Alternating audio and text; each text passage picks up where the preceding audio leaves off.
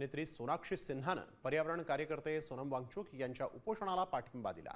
Video जारी करत ती म्हणाली आहे, मी देशविरोधी नाही, पण आता मी गप्प बसणार नाही।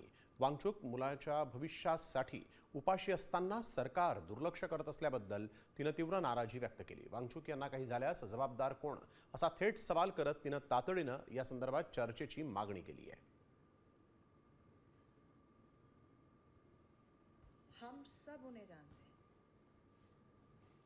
आज वो 18 दिन से अनशन पर बैठे हैं, भूखे हैं, कुछ खाया नहीं है। ये किसके लिए बैठे हैं? ये उन बच्चों के भविष्य के लिए बैठे हैं जो उन्हें दिख रहा है कि बर्बादी की तरफ जा रही है। ये उन बच्चों के लिए लड़ रहे हैं जिन्होंने अपनी जान खो दी। ये एक सिस्टम के खिलाफ लड़ रहे हैं। जब ये आदमी मर के चले जाएंगे तब आप उठेंगे, और वो किसकी रिस्पॉन्सिबिलिटी होगी? मी साम टीव्हीच पाहते, तिथल्या बातम्या मला रिलेट करतात।